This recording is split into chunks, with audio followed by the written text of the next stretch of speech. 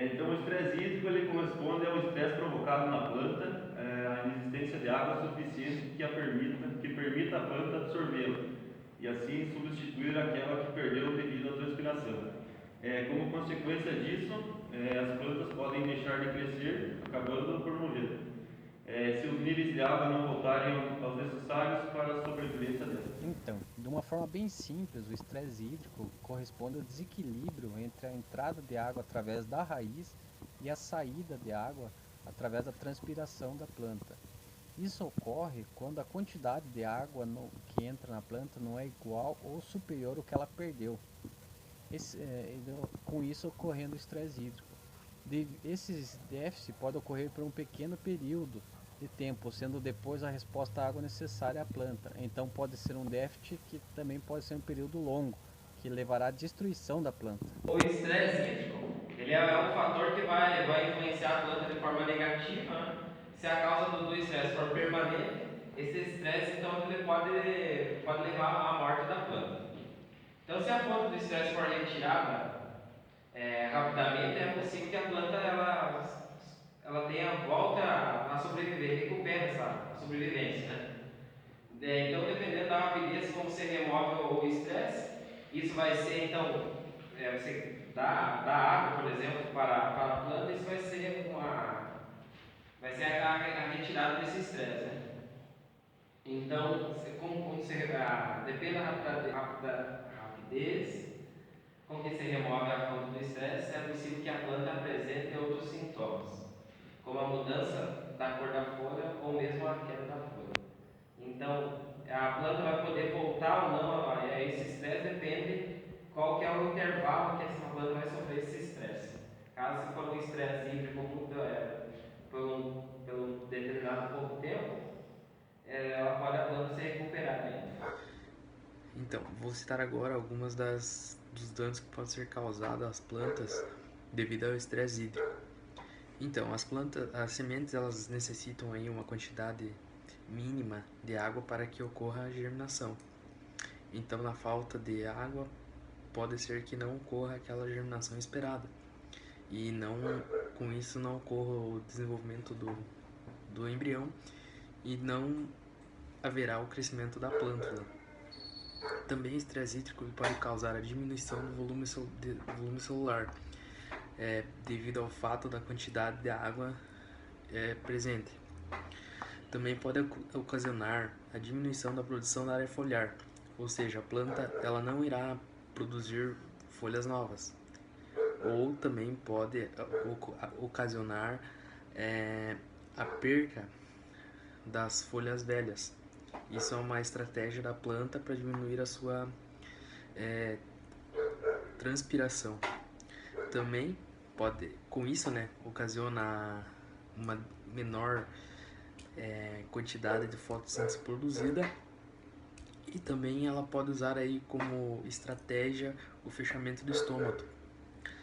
A planta também, ela, com a falta da água, ela tem um desenvolvimento radicular inicialmente maior, que as raízes vão em busca de água. Então, alguns hormônios vegetais eles podem diminuir o efeito causado pelo estresse hídrico durante a germinação das sementes. E desses hormônios, por exemplo, é a gibberelina. No entanto, ela só possui efeito até um determinado valor de concentração de água, que após qual deixa de produzir o efeito, pois não vai ter água para os hormônios se locomover na planta. Também a gibberelina, os hormônios promovem a adaptação da planta às condições da falta de água, ajudam e estimulam a germinação e a quebra da dormência da planta. Então, resposta da planta ao estresse hídrico. A adaptação, que é a resistência geneticamente determinada adquirida por processos de seleção durante muitas gerações. Então, a planta se adaptar a uma determinada região. Resposta da planta ao estresse. Então, a adaptação é a resistência geneticamente determinada adquirida por um processo de seleção durante muitas gerações. Essa planta se adaptar conforme ao clima que ela está implantada. Então, e também a aclimatação, a tolerância aumentada como consequência da exposição anterior do estresse. E a tolerância é a aptidão da planta para enfrentar um ambiente desfavorável e varia de acordo com a espécie. Também tem algumas plantas, por exemplo, a canca, ela vai se mudar assim, conforme o calor, o estresse hídrico, o aumento de cutícula nas folhas, até mesmo a selosidade dessas plantas. Então, algumas estratégias de aclimatação ao déficit hídrico. Então, é a redução da área foliar, a abscisão foliar, um acentuado crescimento das raízes e um fechamento estomático. Então, a redução da área foliar.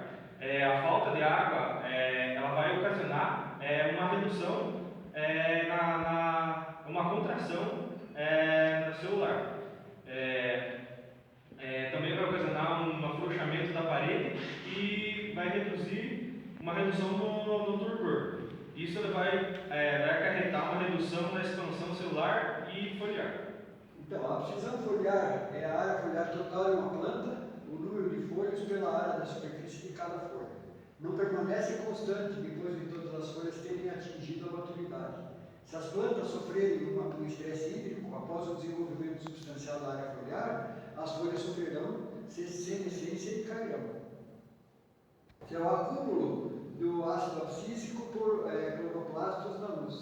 A luz estimula a entrada de prótons no grama, tornando o estroma mais alcalino. O aumento da alcalinidade causa a dissociação do ácido concentrado no citosol, diferença de alcalino. O aumento da alcalinidade causa a dissociação do ácido concentrado no citosol, diferença de concentrações de ácido abscísico mais hidrogênio no estroma fica abaixo da concentração no citosol, diferença de concentração que aciona a difusão passiva do ácido abscísico mais hidrogênio através da membrana do cloroplasto. Agora vou falar um pouco sobre então, os métodos de escape e tolerância ao estresse hídrico.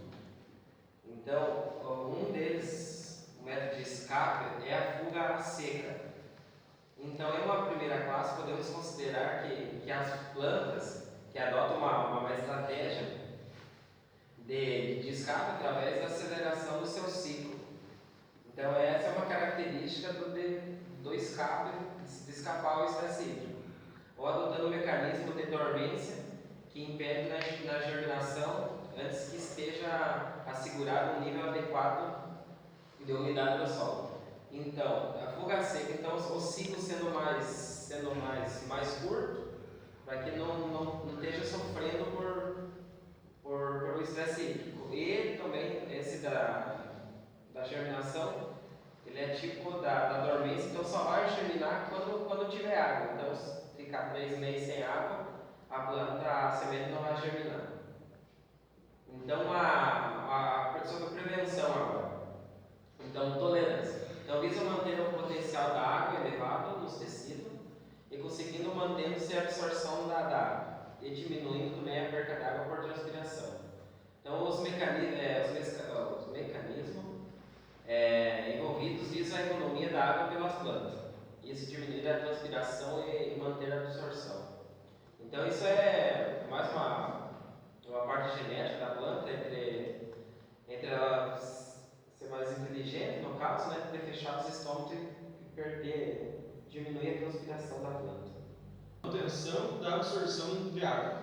Essa manutenção da absorção de água, digamos que é uma estratégia da planta, digamos que é uma adaptação da planta para ela estar suportando esse estresse hídrico, que é o aprofundamento ou a abrangência do sistema radicular, que vai aumentar o seu sistema de raiz, o aumento da condutividade hidráulica, maior relação raiz e parte aérea, vai ocorrer uma redução das perdas de águas, que vai reduzindo a menor transpiração, redução da condutância da epiderme, que vai ser o espaçamento da cutícula, então ela vai ter uma cutícula mais espessa. Falando um pouco sobre controle de déficit hídrico. Primeiramente, falando o que se entende por seca. Por seca se entende então qualquer período, né, de tempo, seja ele curto ou longo, que passe sem chover, sem pluviosidade nenhuma. Então, quais são as formas de evitar esse estresse hídrico por falta de água nas plantas? Uma forma muito fácil, a mais utilizada, é o uso da irrigação. Né? Com o uso da irrigação, pode-se minimizar os prejuízos causados pela falta de água, e além de obter rendimentos nas culturas muito maiores. Né? Outra forma seria a seleção de cultivares, você selecionar um cultivar para a sua região, que esteja aí adaptado a ela, principalmente se for uma região mais com um índice de chuva menor, você utilizar um cultivar que está adaptado para essa determinado índice de chuva. E em regiões que tem uma chuva mais frequente, você vai poder usar cultivares aí que bebem uma quantidade de água maior para a sua manutenção. As práticas culturais aí também entram nessa questão, principalmente controle de espaçamento, utilizando espaçamentos maiores, aí, épocas de semeadura corretas, coincidindo a época de chuva, principalmente com a época que a planta mais precisa de água, por exemplo, floração, enchimento de grão, até mesmo certas culturas. Então, você adequando esse período com mais chuva dentro do seu clima, com o período que a planta mais precisa de água, você vai ter um funcionamento muito melhor da planta, um aproveitamento muito melhor da água da chuva. Né? O uso aí de antitranspirantes são produtos muito pouco utilizados, né? Porque com a finalidade de evitar que a planta transpire tanto, né? Através da fotossíntese, da condução de água, sais minerais, evitar que a planta transpire tanto e assim utilizando menos água no solo. Né? Além disso, existem também formadores de película, né? São plantas que através da sua película que ela tem na folha, ela evita a transpiração. Né? Então ali, por exemplo, temos aqui a erva mate, a laranja e a acerola. Né? São plantas com uma folha, são principalmente plantas aí de clima que aguentam muito o clima, né? Quente, né? Principalmente a acerola e a laranja. E a erva mate, por exemplo, como uma planta de subbosque, ela plantada em pleno sol, ela acaba desenvolvendo uma serosidade maior, que até interfere na qualidade da erva. Então, essa serosidade dessas plantas vai acabar protegendo a planta da incidência da luz solar, fazendo com que ela transpire menos e consuma menos água do solo. Então, além disso, essa falta de água aí aumenta a flexibilidade da planta. Os produtos refletores promovem a redução da radiação líquida na vegetação. Atuam através do aumento no albedo, causando maior reflexão na radiação solar. Um dos mais utilizados é o caulin, que é a cauda bordaleza. Aplicado através da pulverização, apresenta redução da perda de água e principalmente em amendoeira e cevada. Então isso quer dizer o quê? A aplicação dessa cauda bordaleza vai aumentar a reflexão da radiação na folha, ela absorvendo menos radiação, ela vai fazer menos trocas, né, com o ambiente, absorvendo menos água do solo, também consumindo menos água. E metabólicos também, né, que induzem a redução da abertura estomática, restringindo as trocas gasosas através do estilo. Interfere no potencial de pressão das células guarda, como é o caso do herbicida atrazina. São substâncias que incrementam aos níveis do ácido abscísico. Então, esse hormônio vai fazer o quê? Ele vai atuar na célula, induzindo a célula a abrir menos o estômago, né? E perder menos gases ali através do estímulo, né, do estômago, perdendo menos gases ali, fazendo menos troca com o ambiente, a relação solo-planta fica diferenciada, ela absorvendo menos água, absorvendo o pouco da água que tem no solo, ela consegue se manter aí por períodos mais longos, né? Não sofrendo um estresse. Sobre as modificações no macro e no microclima, temos uma técnica que é o florestamento, que diz sobre a melhora do clima, que faz o clima ficar mais chuvoso, mais chuvas.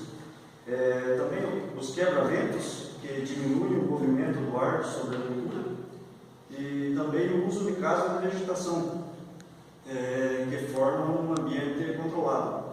Também a fertilização com CO2 na água de irrigação, plantas com maior afinidade pelo CO2, que são as plantas C4, consomem menos água por grama de matéria seca produzida. Em relação às plantas C3, que chegam a consumir o dobro, tendo menor uso eficiente da água. Então, concluindo aí o nosso trabalho, uma visão geral do que o estresse hídrico provoca na planta e por que deve ser estudado, né, por que deve se conhecer quais são os seus sintomas, a limitação.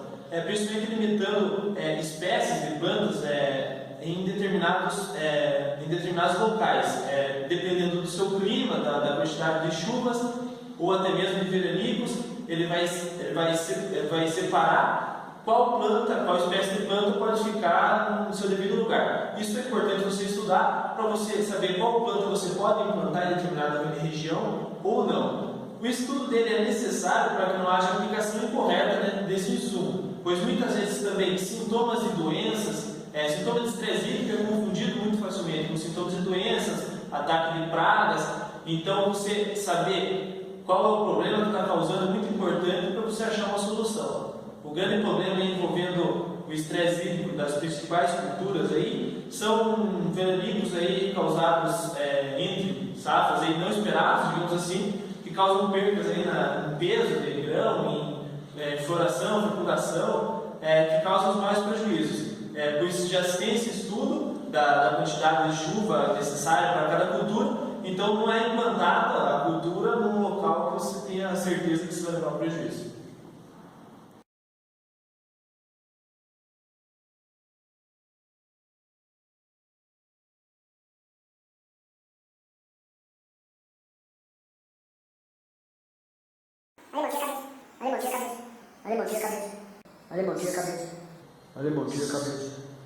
Cheia de manias, toda dengosa, menina bonita, sabe que é gostosa, com esse seu jeito faz o que quer de mim. Quem não me conhece, eu sou um cepo de madeira.